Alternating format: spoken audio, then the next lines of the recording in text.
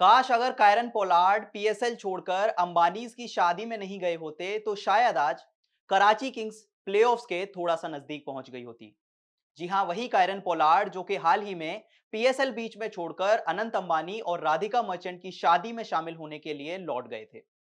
लेकिन इसी बीच यहां पोलार्ड गए अंबानीज की शादी में और बीच में मुल्तान सुल्तान ने कराची किंग्स को 20 रनों से हरा दिया।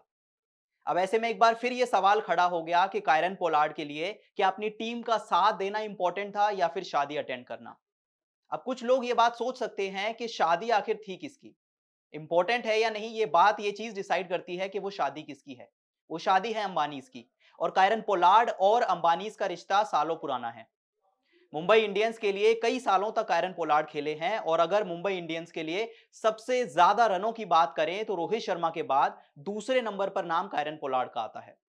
इसके बाद जब पिछले साल मुंबई इंडियंस को यह जरूरत महसूस हुई कि अब टीम को कायरन पोलार्ड के आगे और प्लेयर्स पर नजर रखनी होगी, जिस वजह से कायरन पोलार्ड को टीम से रिलीज किया गया, लेकिन फिर भी टीम ने उन्हें बैटिंग कोच के तौर पर टीम के साथ जोड़े रखा।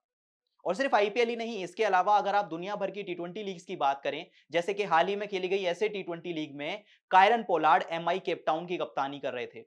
इसके बाद जब आईएल टी20 लीग शुरू हुई तो वहां पर भी वो एमआई एमिरेट्स की कप्तानी करते दिखे। मतलब इससे साफ तौर पर पता चलता है कि जो रिश्ता है अंबानीज का और कायरन पोलार्ड का वो काफी गहरा है। लेकिन ये नहीं सोचा था कि ये रिश्ता आपकी कमिटमेंट से बड़ा है, वो कमिटमेंट जो पीएसएल शुरू होने से पहले कायरन पोलार्ड ने कराची किंग्स को दी थी। और ऐसा भी नहीं है कि कराची किंग्स इस समय कोई बहुत अच्छी स्थिति में है या फिर प्लेऑफ्स में पहुंच चुकी है या फिर top of the points table है। अब तक खेले गए मैचेस की बात करें तो 6 में से सिर्फ 2 मैच जीतकर कराची किंग्स पॉइंट्स टेबल के 5वें स्थान पर है। अब इसके बाद अगर मुल्तान और कराची के बीच खेले गए इस मुकाबले की बात करें तो अगर इस मैच में कराची की टीम जीत गई होती तो पॉइंट्स टेबल में तीसरे स्थान पर पहुंच सकती थी।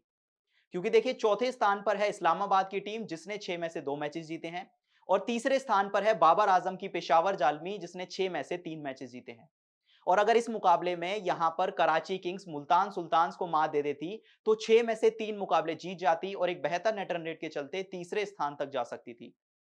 अब इस मुकाबले की अगर बात करें तो पहले बैटिंग करते हुए मुल्तान सुल्तान ने 189 रन का एक बड़ा स्कोरबोर्ड पर लगाया।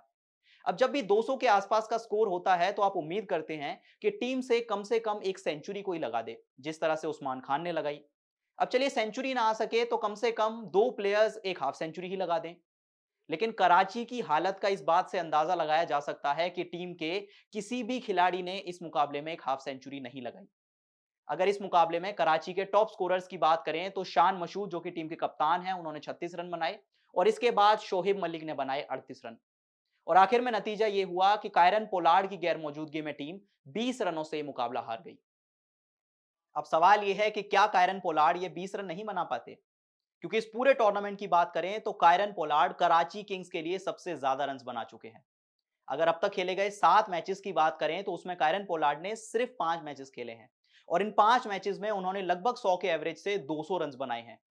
और इसी बात से पता चलता है कि कायरन पोलार्ड ने अब तक इस सीजन में कितना इंपॉर्टेंट रोल निभाया है कराची किंग्स की इस टीम के लिए।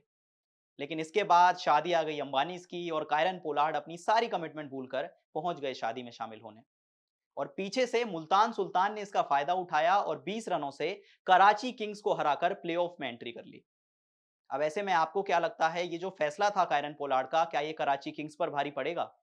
इस बारे में आपकी क्या राय है, हमें कमेंट करके जरूर बताएं और अगर वीडियो पसंद आई तो चैनल को सब्सक्राइब जरूर कर लें।